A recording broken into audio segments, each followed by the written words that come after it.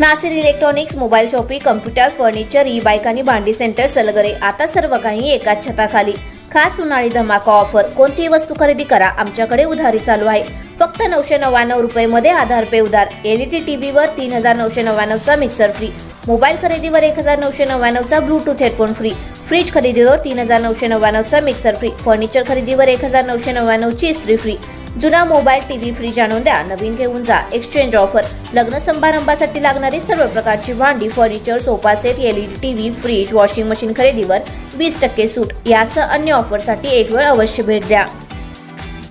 प्रत्येक बातमीतील घटनेच्या वास्तविकतेची तुलना थेट पाहत रहा चांगली अपडेट.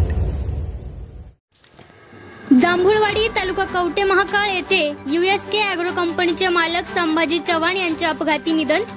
विजापूर गुहागर नॅशनल हायवेवर जांभुळवाडी तालुका कवठे महाकाळ गावच्या हद्दीत स्विफ्ट डिझायर गाडीतून जतमधून सांगलीकडे येत असताना एका वळणावर आपली गाडी कंट्रोल न करता आल्याने गाडी उलटून झालेल्या अपघातात सांगली जिल्ह्यातील प्रसिद्ध उद्योगपती USK ॲग्रो कंपनीचे मालक संभाजी सदाशिव चव्हाण, वय वर्ष 50, मूळ गाव सावळज सिद्धेवाडी तालुका तासगाव जिल्हा सांगली, सध्या राहणार सांगली हे जागीच ठार झाले आहेत.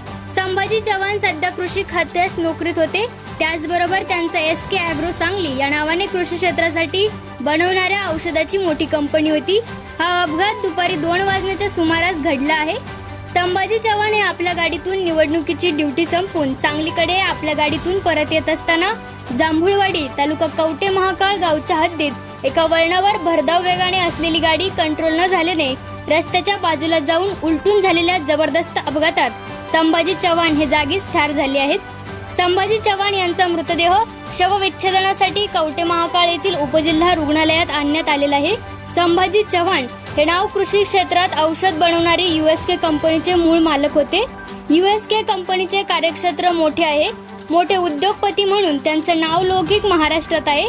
संभाजी चव्हाण यांचे अपघाती निधन झाले आहे हे समजल्यानंतर या क्षेत्रात कार्यरत असणाऱ्या सर्वांनीच कवठे महाकाळ येथील उपजिल्हा रुग्णालयाकडे तातडीने धाव घेतली. उपजिल्हा रुग्णालयात त्यांच्या नातेवाईकांनी व त्यांच्या संबंधितांनी मोठी गर्दी केली आहे.